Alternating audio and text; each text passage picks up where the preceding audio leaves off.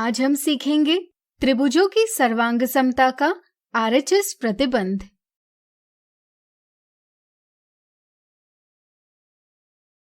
इस वीडियो में हम दो समकोण त्रिभुजों यानी राइट एंगल्ड ट्रायंगल्स के सर्वांग समता की जांच करने का एक मजेदार नियम सीखेंगे। मान लीजिए हमें एक त्रिभुज एबीसी बनाना है जिसका एक कोण जैसे बी एक समकोण यानी राइट एंगल है। क्या हम इस जानकारी से एक अद्वितीय त्रिभुज का निर्माण कर पाएंगे? सोचिए। हम इस जानकारी से अलग अलग प्रकार के त्रिभुज बना सकते हैं जिनके आकार समान नहीं है, यानी कि दी जानकारी अपर्याप्त है। चलिए, इसके साथ आपको यदि समकोण बनाने वाली एक भुजा का माप दिया जाए जैसे BC बराबर 6 सेंटीमीटर, तो क्या आप एक अद्वितीय त्रिभुज का निर्माण कर पाएंगे? इस स्थिति में भी हमें अलग अलग प्रकार के त्रिभुज प्राप्त होंगे। अब मान लीजिए आपको एक समकोण बनाने वाली भुजा का माप और कर्ण का माप दिया जाए, तो क्या अब आप एक अद्वितीय त्रिभुज का निर्माण कर पाएंगे? वीडियो रोककर त्रिभुज ABC की रचना करें जिसमें कोण B बराबर 90 डिग्री, BC बराबर 6 सेंटीमीटर और AC बराबर 10 सेंटीमीटर है। चलिए हम बताते हैं। इसके लिए हम रेखाखंड BC खींचेंगे जिसका माप 6 सेंटीमीटर है। फिर हम चांदे की सहायता से बिंदु B से BC को समकोण बनाएंगे। इस किरण पर A का स्थान होगा। क्या आप बता सकते हैं हम A का स्थान कैसे ज्ञात करेंगे? सोचिए।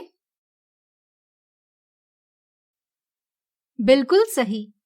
चूंकि यहाँ AC बराबर 10 सेंटीमीटर है, इसलिए हम प्रकार को 10 सेंटीमीटर के लिए खोलेंगे, इसका नुकीला सिरा C पर रखेंगे और इस किरण को काटता चाप खींचेंगे। चाप और किरण का प्रतिच्छेदन बिंदु त्रिभुज ABC का शीर्ष A है। हम A को C से जोड़कर समकोण त्रिभुज ABC की रचना पूरी कर लेंगे। क्या आप दिए मापों से अलग अलग प्रकार के त्रिभुज ABC बना सकते हैं जिनके आकार भिन्न हैं? वीडियो रोककर प्रयास कीजिए।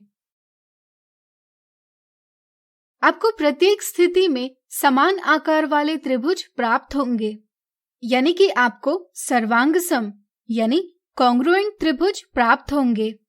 इससे हमें ज्ञात होता है कि अगर किसी समकोण त्रिभुज की एक भुजा और कर्ण का माप दिया हो तो एक अद्वितीय त्रिभुज बनता है। इस समझ से हम त्रिभुजों की सर्वांग समता की जांच का एक और नियम बना सकते हैं। क्या आप बता सकते हैं वह क्या होगा? सोचिए। बिल्कुल सही। यदि एक सुमेलन के अंतर्गत किसी समकोण त्रिभुज का कर्ण और एक भुजा क्रमशः किसी दूसरे समकोण त्रिभुज के कर्ण और एक भुजा के बराबर हो तो वे त्रिभुज सर्वांग सम होते हैं। उदाहरण के लिए यहाँ दो समकोण त्रिभुज PQR और त्रिभुज LMN है जिनमें कोण Q बराबर कोण M बराबर 90 डिग्री है। भुजा PQ बराबर LM बराबर 5 सेंटीमीटर है और कर्ण PR बराबर LN बराबर 13 सेंटीमीटर है। अगर इनमें से किसी एक त्रिभुज को दूसरे पर रखा जाए तो हम देख पाएंगे कि वह दूसरे त्रिभुज को पूरी तरह से ढक लेता है, यानी कि दोनों के माप एवं आकार बराबर है। ज्यामिति में हम कहते हैं कि त्रिभुज PQR और त्रिभुज LMN सर्वांग सम है। यहाँ सुमेलन इस प्रकार है जिससे हमें ज्ञात होता है कि PQR का LMN से सुमेलन है, इसलिए सर्वांग समता का संबंध लिखा जा सकता है त्रिभुज PQR त्रिभुज LMN से सर्वांग सम है। अब चलिए त्रिभुज PQR और त्रिभुज EFG की बात करते हैं। इनमें कोण Q बराबर कोण F बराबर 90 डिग्री है, भुजा PQ बराबर EF बराबर 5 सेंटीमीटर भी है। लेकिन त्रिभुज PQR के कर्ण PR का माप 13 सेंटीमीटर है, जबकि त्रिभुज EFG के कर्ण EG का माप 15 सेंटीमीटर है।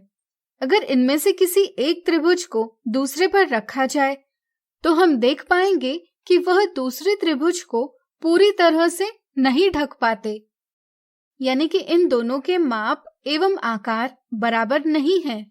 इसलिए इस स्थिति में त्रिभुज PQR और त्रिभुज EFG सर्वांगसम नहीं है। तो अब आप समझ गए होंगे कि RHS सर्वांग समता प्रतिबंध से आप किन्हीं भी दो समकोण त्रिभुजों के सर्वांग समता की जांच कर सकते हैं। आज हमने सीखा त्रिभुजों की सर्वांग समता का RHS प्रतिबंध। अगले वीडियो में इनसे जुड़े कुछ मजेदार उदाहरण देखेंगे।